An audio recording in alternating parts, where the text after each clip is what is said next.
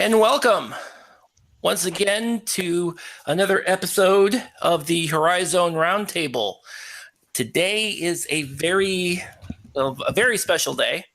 Or special as in, whatever special means to you.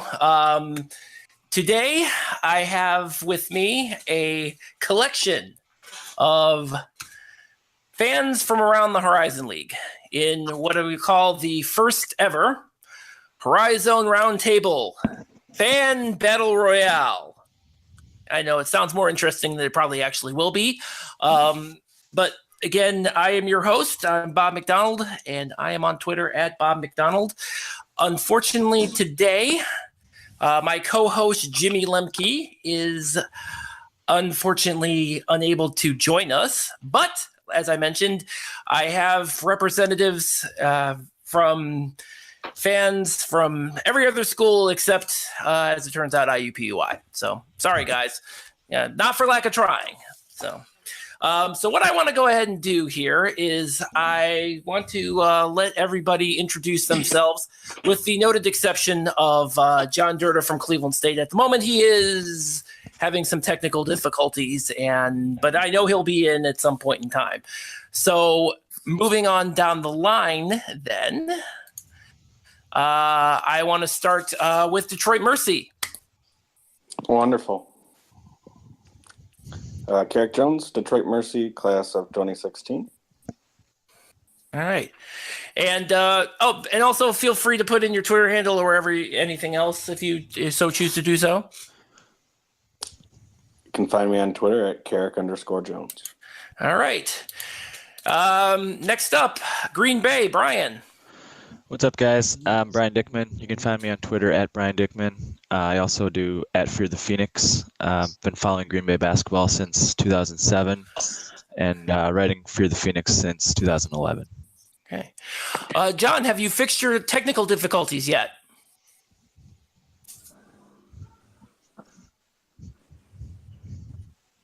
No, it does not appear so. Next. Milwaukee, Chad. I'm Chad Knodel. You can find me on Twitter at MKE_agitator. I've been following Milwaukee basketball since approximately 1999, so I'm glad to fill in for Jimmy today. All right. Next up, Northern Kentucky, Chris. Hi, I'm Chris Hart. You can find me at Chris Hart 1992 or on my website Norse Report, which is at Norse Report. And I've been an NKU fan since I moved here in 2003. Okay.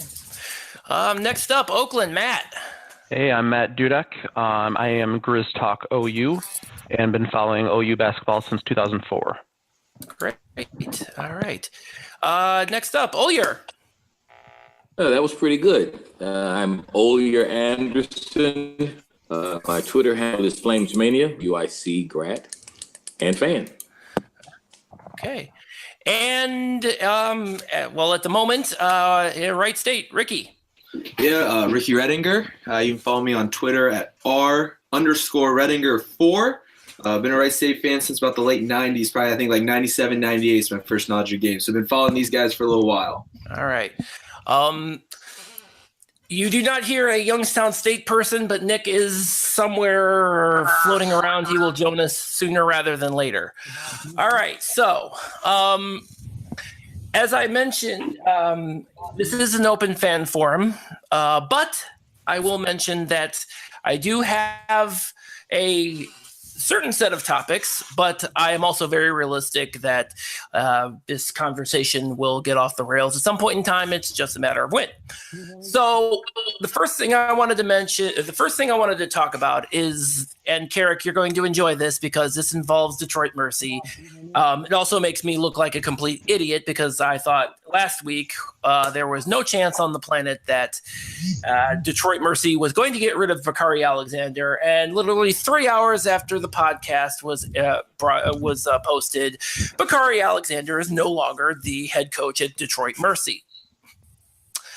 So, which leads me to the first question is, so what do we envision for a post-Bakari Alexander Detroit? Well, if they hire JJ, which I fully expect them to do, let's go a dumbed down version of Miami football in the 80s is probably what you're getting. There's going to be more than likely some improprieties and a lot of winning, hopefully, or no improprieties and a lot of losing.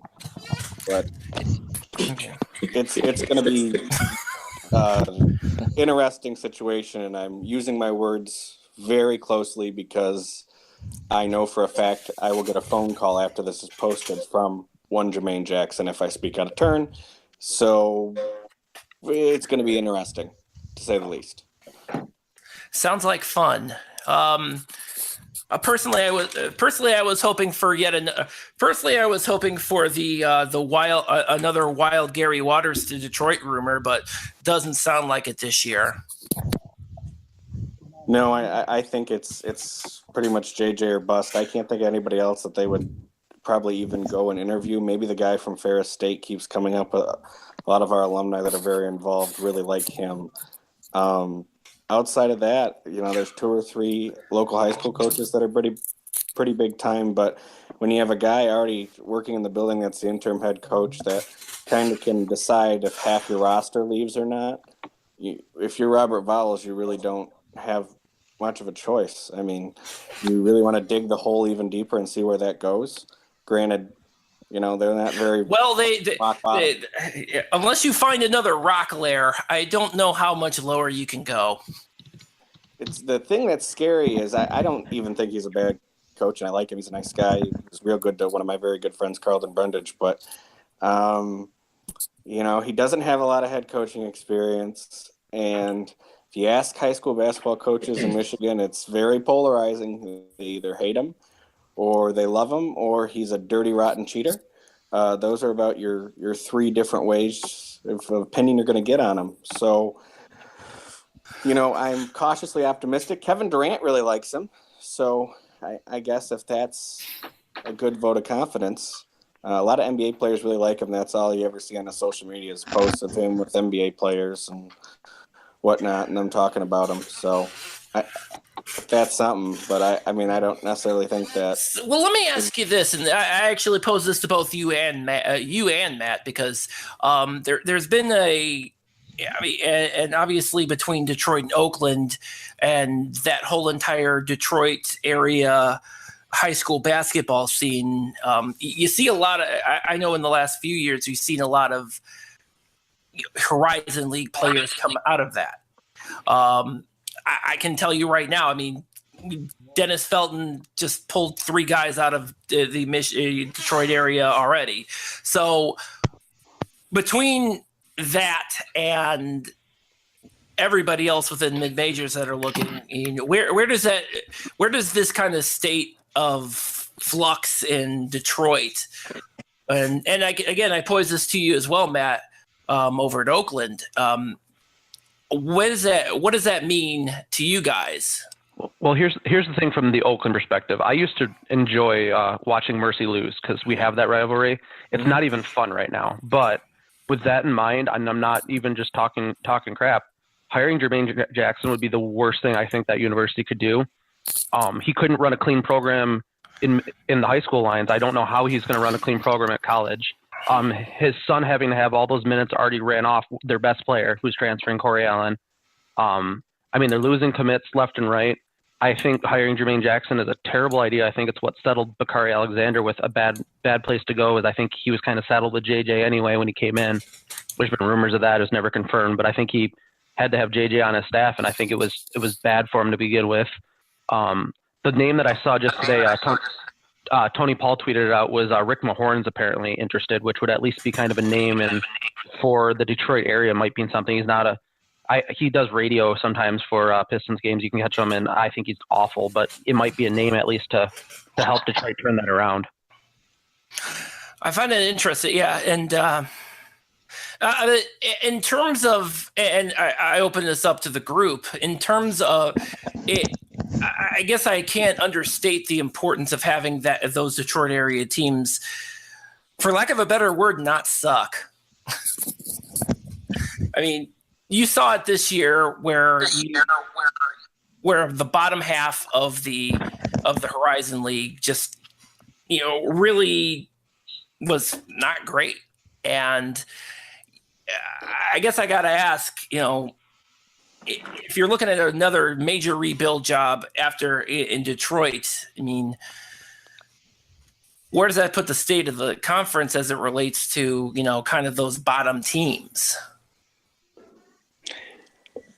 Can I jump in? This is Sure. This is Olier.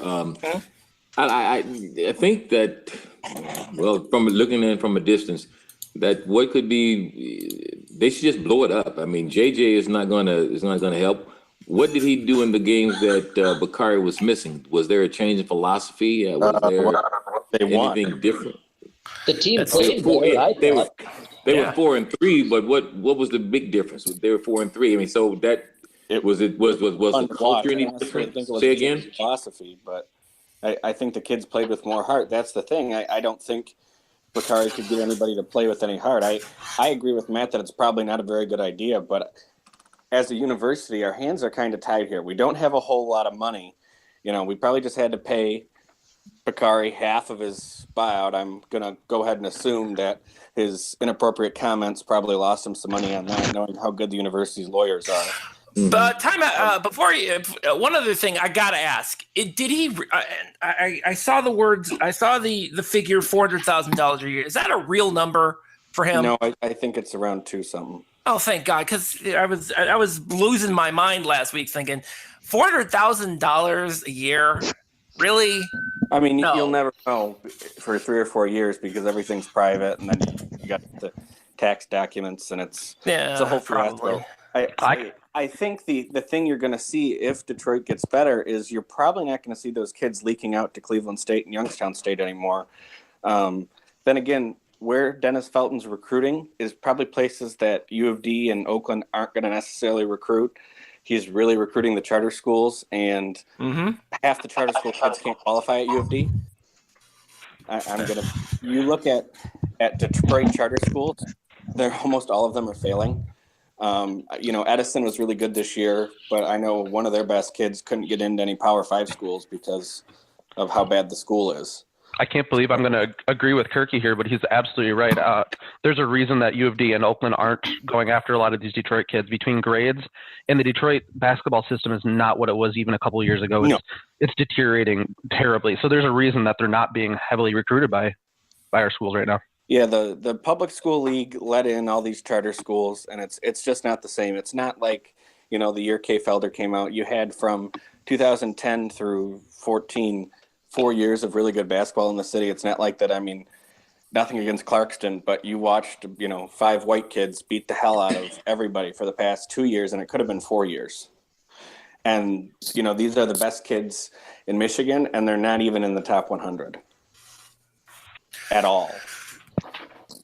Well, that's the problem you guys have in Detroit, is your academics. Our problem with us not recruiting at UIC, not recruiting public leaguers is the AAU. That's the problem there, because a lot of the public league coaches, they run the AAU teams, and they have some kind of level of, it's almost like the Nike shoe companies. Right. And so a lot of the coaches don't want to deal with that. So that's one reason why a lot of why UIC and some other even P5 schools don't even recruit the Chicago area like they used to, because of the AAU coaches. So that's our problem with the public league here. In Michigan, we have a rule where the coaches can't coach the same age of travel as they do at high school. So you don't see that. Unfortunately, if I did it, I'd do it with soccer. But it's unfortunate. I think that the longer Detroit's bad, it's bad for the league, because when Detroit was good, it was good for the ratings. I mean, we had a good rivalry going with Cleveland State there. It was good rivalry with Butler, good rivalry with Valpo. But at the same time, we have a huge empty arena that nobody was showing up to watch that this year. Nobody was showing up last year. It hasn't really been good. I was telling Matt this in January. It hasn't really been good since 2012. It's been dwindling. The university's just not sinking money into getting people in the seats. And I mean, who wants to watch a game even if it's good with an empty arena on TV, there's no atmosphere. It's really weird. It doesn't help that your students are terrible. They piled out. No, I'm not kidding. They piled out of the Oakland Detroit game at halftime. They came in. They were rowdy. Oakland came out early, and man, by the second half, Detroit was kind of back in that game. They could have used their students. I probably watched 400 kids leave at halftime. Yeah, no, that's how it's been since about 2012. It's been a change in Greek life, a change in everywhere. I mean, I was the president in 2015 and in 2016, and the kids coming into school now, at least going to U of D, are so focused on like their program and academics and either not having a social life or so focused in their frat that they could realistically care less what's going on, and it's really filtered down into basketball. I mean, even when we were good, it wasn't crazy. But there was still 100 people at every game. Now, I mean, how many times have you gone and seen no students? So, all right. So, and I know I keep pounding in the whole Detroit thing, but this is kind of moving on topics. The one thing I did want to talk about, it involves all of us, and it's Motor City Madness. We have the deal with the HoriZone League, and Olympia is for 5 years. There's an out clause after year 3. So what exactly, where does the league go from here? Because let's be honest, I look at it from a standpoint of, Olympia put this together. They threw all this money at it, and for lack of a better word, they're looking for bigger and brighter. They're probably doing this as kind of a dress rehearsal to something bigger, like, for example, hosting a Big Ten tournament. Sure. It's inevitable, but I think. And they probably don't have the time or choose not to take the time to wait on the horizon, but it's a new venture. I mean, I'm pretty sure, and I could be wrong, but I'm pretty sure that Arch Madness didn't take off right away after 2 or 3 years. It took some time to build. You got to get your teams right. So the attendance has gone up each and every year, although incremental. But I think if they give it some time, there has been a changeover in coaches and an increase in talent across the league, in my perspective. So I think if they just give it some time, and I think it'll be okay. It may not be like Arch Madness, may not be as big as, of course, the Big Ten that they want there, but given some time and the improvement of the teams, I think it'll be okay. I think it'll be fine. Give it some time, which they probably don't have. Yeah, and I think with that out clause after year 3, I think that's kind of the issue, because Olympia can revisit it and say, I mean, we put all this money in. We're year 3, and they're probably having that same conversation within the halls of Little Caesars Arena right now. And, it's only, we're looking at it from a standpoint of it's only a matter of time. Now, my other question to you, and I actually kind of pose this not necessarily to those within the, that are in close proximity, but for those out in the Wisconsin area, the Green Bays and the Milwaukees of the world, this is, in terms of this tournament being where it is, and I know that this has come up a couple of times in our previous podcast. What is kind of your standpoint from that perspective? Because obviously the Wisconsin schools are further away than any of the other schools. So, Brian, you can go first. I personally don't mind the neutral site idea. I don't even mind Detroit as a location. I think the problem is having that Tuesday championship game, which we're probably locked into because of ESPN. Mm-hmm. So I think if there's flexibility to move the dates, I think a neutral site would work better. But if we're locked into that Tuesday, I personally would rather go back to campus sites to ensure we have full arenas that looks better for TV. That's just what about that? That first round of campus sites? Because I know long ago not even 4 or 5 years ago, the setup was the first rounds that 6 through 10, they hosted at the campus sites, I'm sorry, take that back. It was 4 through 10 or something like that. They hosted at the campus sites, and then the format's changed so many times, I've lost count, honestly. Yeah, and with Detroit, I guess, the Horizon League has said that the attendance has improved for those first-round games compared to when they were played on campus, and those games were usually very lightly attended because oftentimes there's quick turnaround, because seating's not always locked up, so you don't know if you're going to be hosting that game or who you're going to be playing. So, it does make sense that way, but I'm talking more like the semifinals and the finals. I liked it with, the full arenas. I grew up in the Milwaukee area. I remember going to those, those games at the arena against Butler and UIC. And I was at that game that Milwaukee beat Green Bay. I'll never, ever forget that game in 2014. And, those are just amazing atmospheres, and it's a shame we don't get those anymore. So say, for example, if Olympia decides we're done, we're going to, pursue other opportunities, where does that leave the Horizon League tournament? Does it end up in Indianapolis? Because I can't see it happening. I can't see it being hosted by the school, the top seed again. I just can't see it. I think they should maybe go, if all else fails, what's wrong with going back to the way it was originally before that Loyola UIC game in Cleveland State? That's really, that's really what changed everything. It did. So You're absolutely right. Yeah, schools would have to bid on hosting the tournament.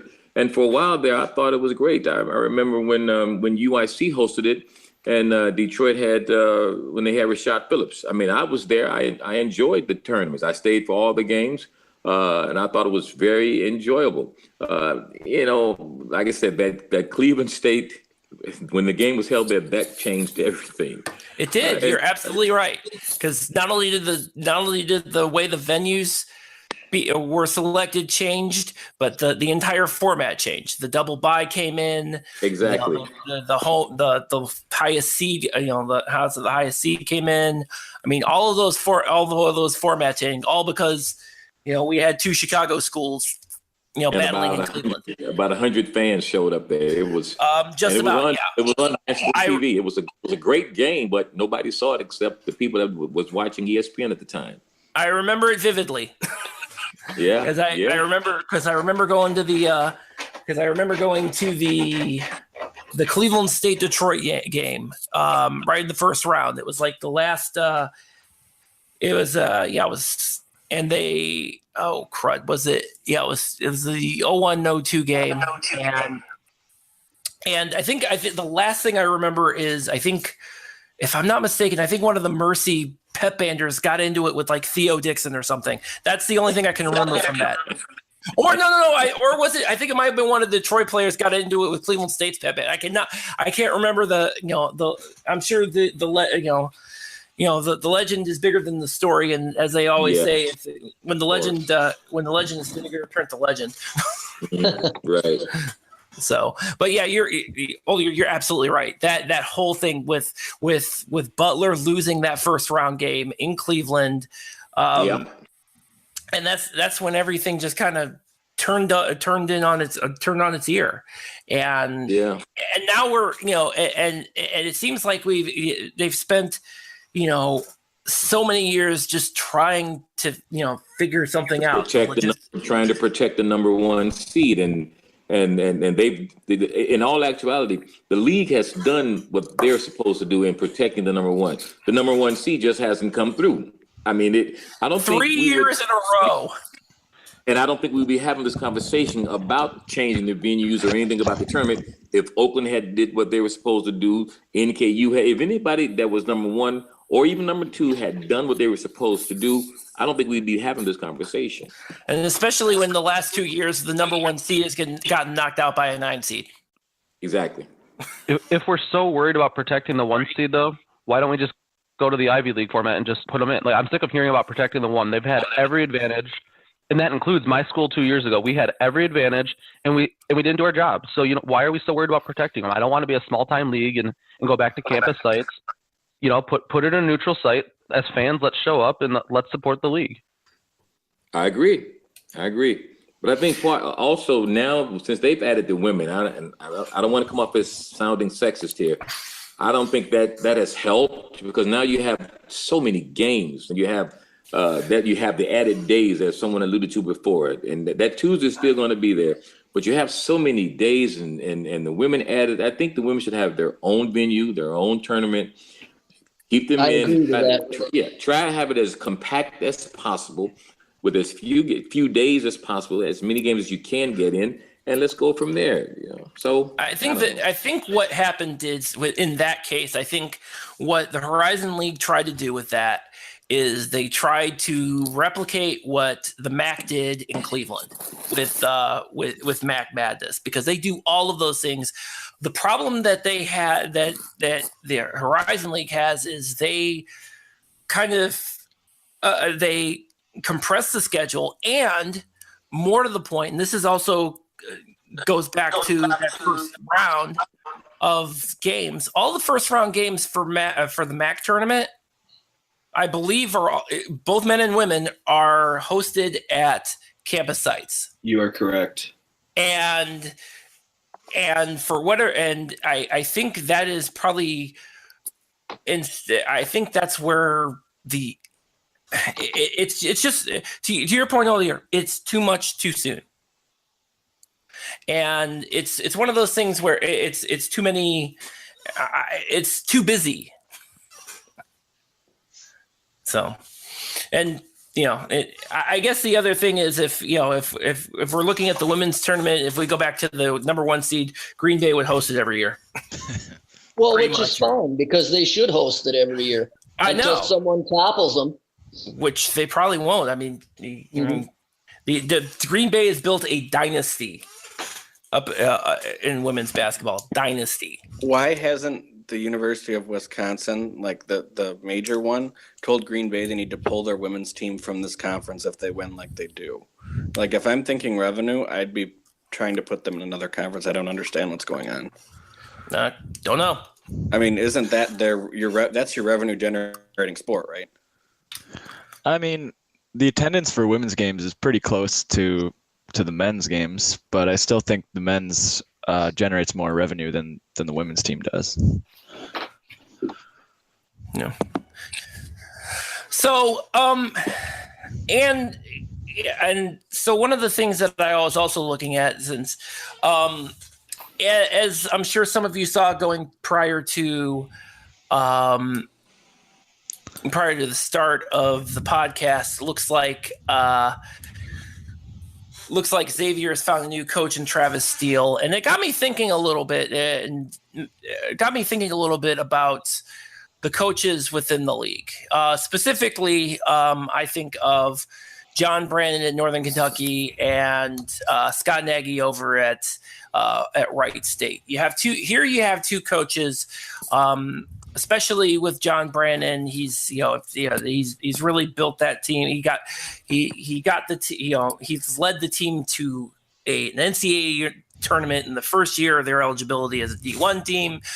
Scott Nagy came in, and he was able to get his team into the tournament this year.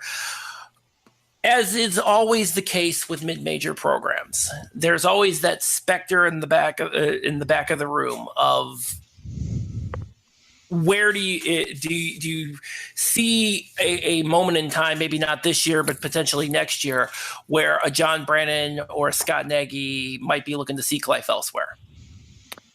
I would definitely say that Coach Brandon, he's going to be out in the next few years. I mean, I know he's been interviewing for jobs this offseason already. Middle Tennessee State, I believe they ran a story saying he was one of the finalists. Yeah, and I had heard a rumor that he had actually turned it down. I'm not sure if that's true or not. Because when I told Jimmy that last week, he was like, he did not. I'm like, yeah, he did. Yeah, and I know just from the other things I've heard is that he has some feelers out at other universities, but it seems like most of the ones that are open now, I wouldn't think he would go to, but I could be wrong.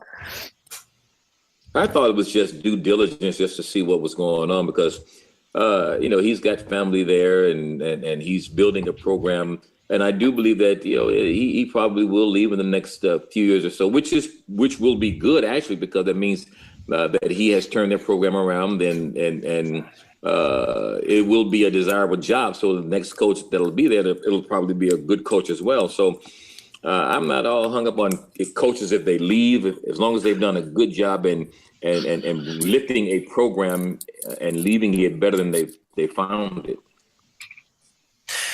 And that's one other question that's actually one other question I want to pose because I think we can all objectively agree that the nature of the mid-major coaches, you get there, and if you're successful, you're on to bigger and better things. That's just the nature of mid-major coaches in general.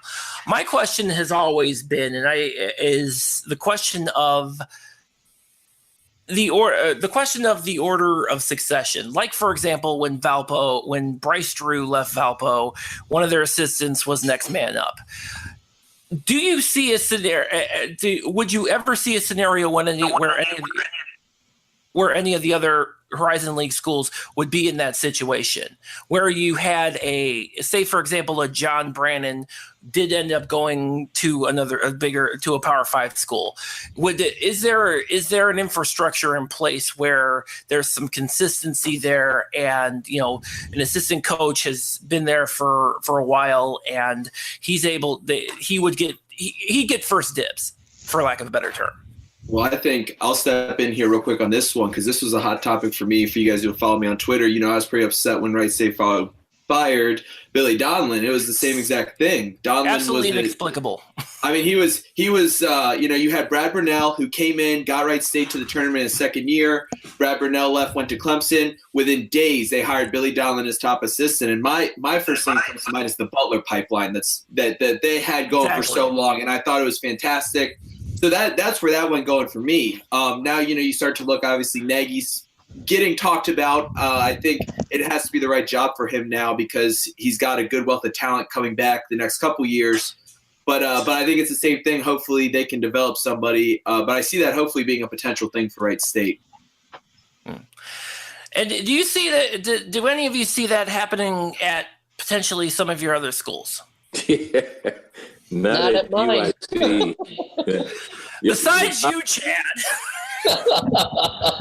Yeah. You know what? At Oakland, I kind of do. Because someday we do have to figure out what life after Campy is going to be. And I think the answer is going to be within the pipeline, but they're not at OU right now. It's either going to be Drew Valentine, who's at Loyola Chicago, or Sadi Washington, who's at Michigan, which is interesting because they're playing each other today. But I think it's going to be one of those two. They're both longtime OU people that have gone off and are kind of doing their thing. But I think, and then the next 4 or 5 years, whenever Campy decides that he's done, and I've had my issues with Campy, but at the same time, I respect him. He gets to leave on his terms, as far as I'm concerned, and I think he's going to get that. But when he decides it's that time, I think it's going to be one of those two guys that comes in for OU.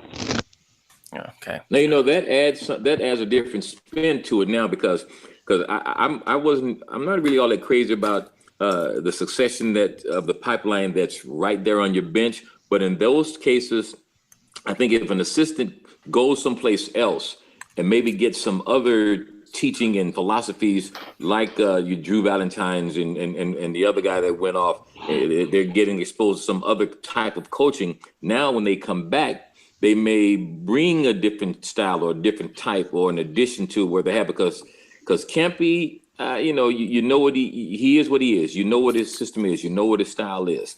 That's so true. So if they have ties to the university and if they go someplace else and get some other type of teaching, I think that would be great. Because here, like at UIC, yes, people are looking at D Brown, but D Brown in the back of his mind, he wants to go back to Illinois at some point and be either the head coach there. So we're not looking, unless he gets the head coaching position sometime soon at UIC, I don't think the succession would be there. But in those two cases, when you talk about at Oakland, I can see that going someplace else and then coming back. That would be better. Speaking of UIC, because I was going to have to ask about this, Dikembe Dixon, him leaving. Where does UI, in terms of Dikembe Dixon leaving, where does that leave UIC? Better. I'm sorry, did I say that? Care to elaborate? Dixon he's a good player, but Dixon of this season was not the Dixon of his freshman year. And in my opinion, it seemed that he regressed. I don't know what happened. When you have injuries like he had, you saw it with D Rose. It seems like it's a mental thing that some players they never fully recover from, or it takes them a lot longer than a year or even two to kind of come back from. It seems like that ACL injury, it affected his hands. He couldn't hold on to the ball, and it was just I don't know who that player was. And his first year when he was shooting the ball, because we didn't have a whole lot of help, a lot of these players and analysts got in his head talking about the NBA, and he had scouts coming to the games. And and for a young man like that whose dreams are to be in the NBA, that stuff kind of gets into your head, and you really think sometimes that you are what you're really not. Not saying that he can't make a living overseas, but I wish him well. But most of the time when Dixon was not in the game, the ball moved better. The defense was much better because he really didn't have a one-on-one defensive game like some of the other players did. But you saw it when he left. I mean, we won 3 games in the CIT. The ball moved.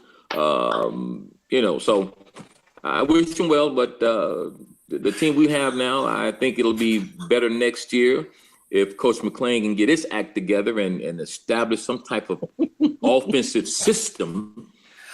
I also got the one thing I do want to ask about too, with related to the Dixon, related to Dixon is that I don't know if you've noticed, but he during the season he was quite active on social media. You're talking about off season, going back and forth, and how great he was.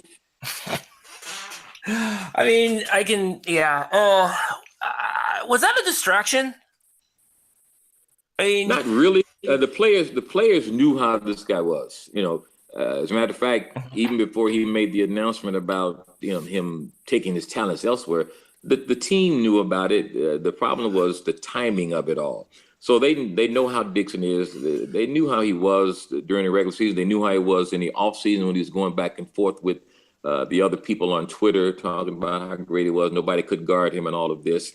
And I understand that. Every player wants to believe that about himself, and that's great. You're just coming off freshman of the year in the HoriZone League, and you thinking you're this. And granted, I'll give him that. Confidence is a mother. But to go out now, you have to go out and prove it. And this past season, he did not. Granted, he averaged about 14 points a game, tied for top scoring honors with Adi, but Dixon just wasn't the Dikembe Dixon that he probably thought he was. Good player, but like I said, wish him best. But I don't know. It just wasn't. I only ask because if I'm not mistaken, at least a couple of you on this particular podcast happen to have conversations with Dikembe over the past season. That's true. Was that the guy in Michigan? Was that the guy in Michigan? Matt, care to elaborate? Me and Dikembe are good. I'm a big fan of his. I enjoy his banter. I wish him well. I wish he was on my team in a lot of ways. I know me and Chad got into it over Dikembe Dixon because I'm not a big fan of tweeting players directly. I will talk about players because if they're on there and they want to see it, whatever. But I'm not a big fan of tagging them in the stuff. I don't know. But I'm pretty sure I'm still blocked from MKE Agitator. Yep, you are. Well, as long as we got that. I can't. How many? I had at least one Cleveland State person. I think it was. Oh crap! What was it? And John, I know you're still in the chat because your microphone still sucks. It was a Hugh Thorpe. I know him and Dikembe got into it too, and I'm like, oh, dude, seriously. I gotta defend myself here. I didn't get into it with Dikembe Dixon. John, I don't care if she was only 15. He still got into it with him. And no, it was a weird. Just anytime I saw back and forth, I'm like, okay, here we go. All I did was quote his tweet when he said he was leaving, Yeah. and said that he should sit the bench for the rest of the year. That's all I said, and then he answered me. Ironically, actually, your wish is granted because he didn't play in the CIT. Well, I didn't want him to play against us in the tournament, but it didn't wind up mattering, so it was okay. There you go. Problem solved. Yeah. So he and I are fine. We're not at odds. There you go. No, I wish Dikembe well. I honestly wish he'd have been around for another season, but it is what it is. I think I know he had the injuries sophomore his second year, and I hope that that was going to be a little bit more of a thing that he was able to do. But that actually brings me up to another point.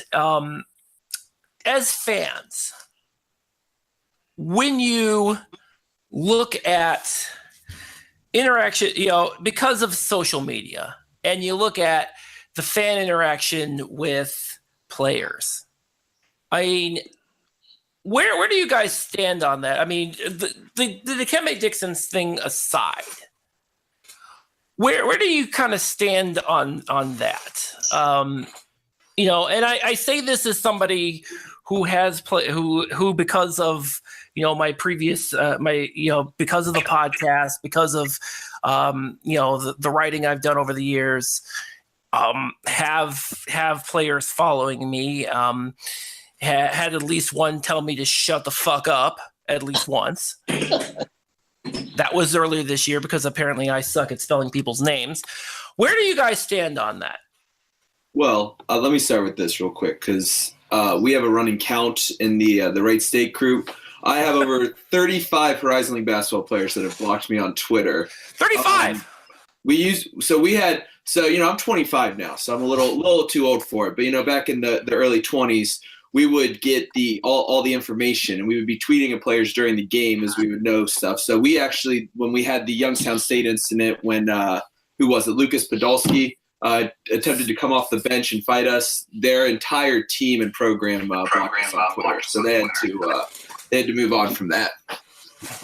So as far as that, I think you're a target, and hey, if you're gonna put it out there, comes with the territory. No. There you go. I think it's with what we do. I mean, it's not like I don't know how many are on here are real reporters. Bob, you may be, but others like we just run blogs and message boards like myself. So and we have opinions. And I put the first year that the Kimmy got injured, his second year, in 10 games into his second season, he got injured. And I posted on Flames Mania that sometimes we put out titles just to get viewers and get readers. And the title of the article that I wrote was Blessing in Disguise. And without reading it, Coach McLean inboxed me about said that I crushed a young man and what have you. I said, first of all, I didn't even say that it was a blessing. You used that and it was a question mark because someone may have mentioned that. In other words, was it a blessing in disguise? It was just to draw in the readers.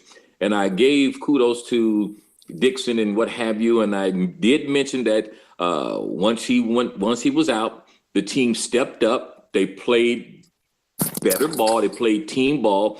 Not a knock against him. It's just that the next man up philosophy kicked in, and they all played better. So sometimes when you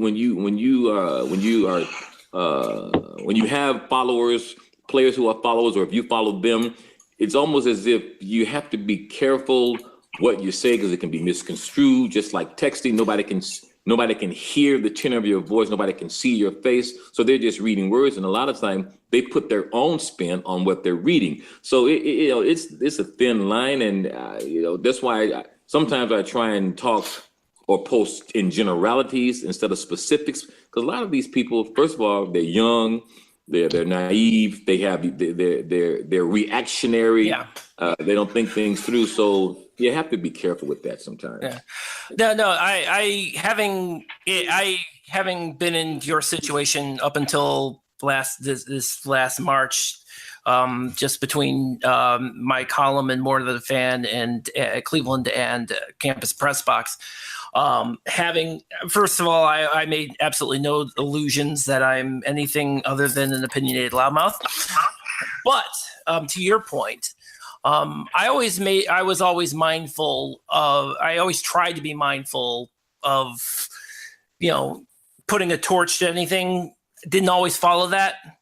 But it was always something in the back of my mind. It always didn't work all the time, but knowing that. But I'm interested in hearing some of your some of the other folks, your opinions on that, because I know Chris, you run North Report, and Brian, you run Fear the Phoenix. I mean, from your standpoint, having doing those things, where is your interaction? What is your standpoint on that? If it's okay, I'll go ahead and jump in first. Sure. So I think my main philosophy has always been not to diss anybody or be too critical necessarily, just because I am trying to cultivate relationships with some of these people so that, I can we're trying to, start podcasts and get some of these guys on to talk with us. Mm-hmm. And so I don't really want to tick them off, especially at least on the NKU side.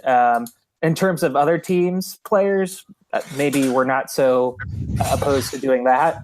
But at least for NKU players, we're really trying to stay positive. I know I've had a conversation with Coach Brannon before, in the elevator on campus, and just always trying to be really positive with those guys and be promoters of the university. But yeah, in terms of other teams' fans, I could care less. No. I love that. That's good. Yeah. That's good. Hey, there you go. Hey, yeah.